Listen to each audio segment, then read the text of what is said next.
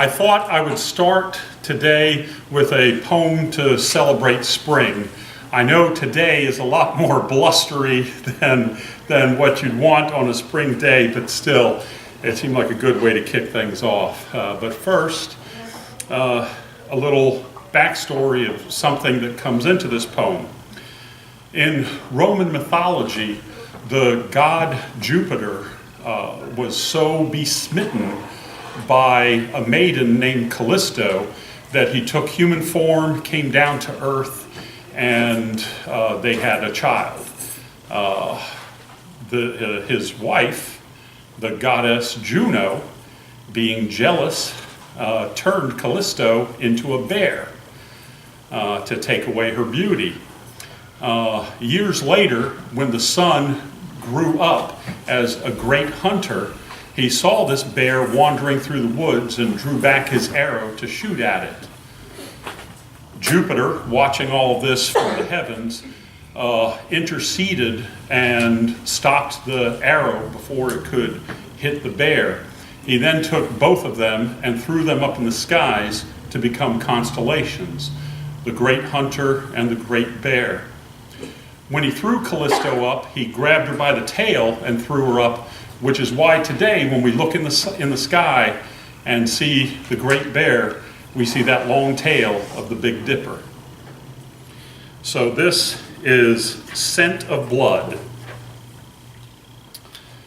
In yawn of spring, in loose hide shake of winter's grip, ice melt races over burnished rocks to muscle into gorges. From Blue Ridge caves come stirring snorts of a black bear, its hide and teeth once cherished more than meat. Hunted till campfires became embers and dwindled into smoke, bears now number so many that shrinking forests cough them up to lumber into manicured yards of subdivisions. On hind legs, a bear stands before a bird feeder as if intending repairs. Its 2-inch incisors tear plastic bottom like fly wings, and a waterfall of seed gushes into omnivorous jaws. Baying hounds in pens nearby beg Jupiter to grab Callisto by her tail, throw her back into the stars. Claws click up fieldstone pavers to a screen door where her snout investigates the mesh. I remember reading that a bloodhound's sense of smell is 10,000 times stronger than a human's, able to trace falling flakes of skin in a man's wake days afterwards. Sharper yet, black bears sniff blood a dozen miles away, parse air currents like time travelers, knowing who passed by and when. Think of that when you return to this house to find a tattered screen and punctured cans of grease, oily prints forming a Rorschach on kitchen tile. Remember bear-safe dumpsters you've seen in gravel lots, the steel of their doors bent back like petals on a new day.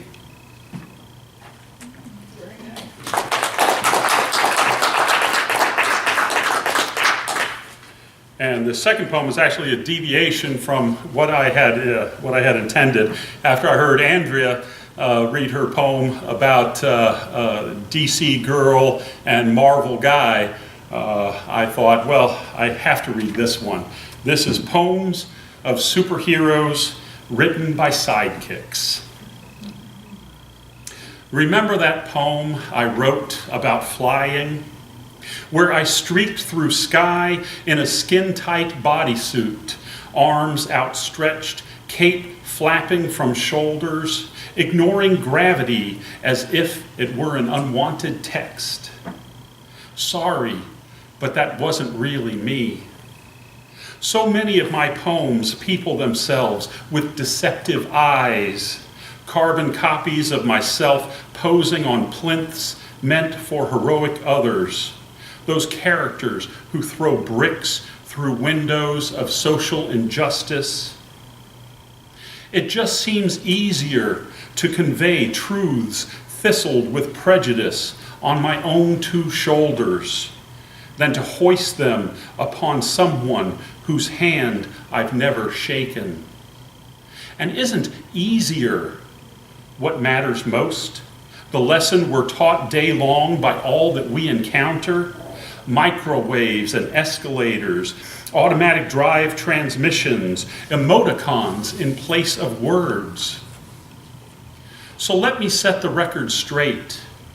That was not me who rescued the trapped miners, nor I who stood before the Chinese tank in Tiananmen Square. I was not the teenage girl who defied the Taliban, did not feel the bullet that braided her skull that day on the bus to school.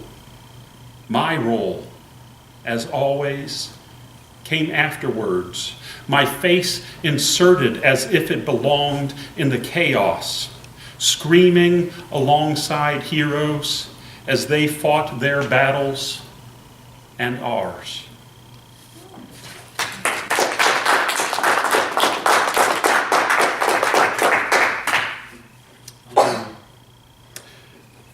This one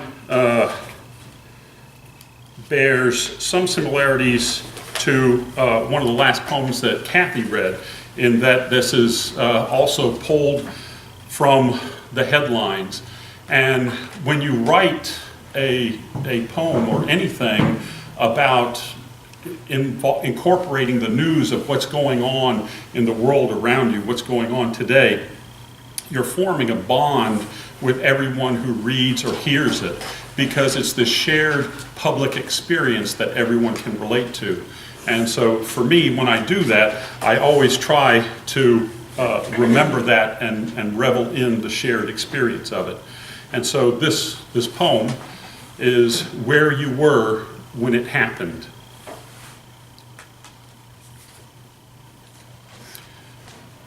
The mother stands before a bank of microphones, bewildered as a cornered mouse.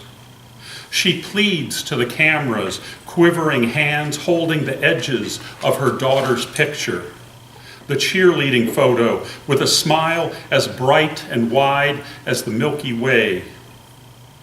But my gaze skews sideways to the stoic husband, unshaven, crescents beneath his eyes, the color of the bottom of a well. I can't help wondering if he's the guy, the one who pressed that hot coal onto soft skin, sizzling moment of shared pain tattooed in our collective consciousness forever. Where you were when time halted becomes part of the story you tell. In the kitchen, chopping bell pepper for a salad when Patsy Ramsey, a former pageant queen, announced the disappearance of her daughter, JonBenet. On the couch, half-heartedly filling in a crossword puzzle when Susan Smith invented a carjacking, begged her abductor to return the two little boys that she loved so dearly. Each time, there is that sudden slap in the face, but then shock of the moment subsides and queasiness rises in its place as reporters dig into backstories, uncovering skeletons from the family plot. How many times did you suffer this bait and switch before nub of your cynicism grew into a skewer? Where were you when your meadow of trust withered into a cracked mosaic of desert hardpan? When was the first time tendrils of this tumor cast whip-like flagella into your daily life, flaying every occurrence with red welts of suspicion? The first time others' hooded gazes made you wonder if X-ray vision could pierce your protective shell, revealing all the sins you committed and got away with, and the ones buried in your heart like a murdered child. 3 days from now, the missing girl will be discovered, hiding in Econo Lodge with her biker boyfriend, defiant, almost prideful of the misery she'd brought upon her parents, and search parties and viewers glued to glowing screens. The father forbade her from dating this boy, the one to whom she will cling desperately as deputies usher her from the ramshackle room into the back seat of a waiting cruiser. Their short trip captured on film, packaged and spoon-fed to a public whose appetite can never be appeased. The instant we see her smirk, comprehension will strike like a guided tomahawk falling from blue sky. Our stories will evolve into something that showcases our wisdom, our belief in the parents' anguish, recognition from the outset that their girl was trouble. We'll forget this moment right now, how stabbing fingers of blame at the TV fills some hollow deep within our hearts. We'll never mention the way family members gathered by our sides nod their heads as we proclaim with certainty that Dad is guilty as sin.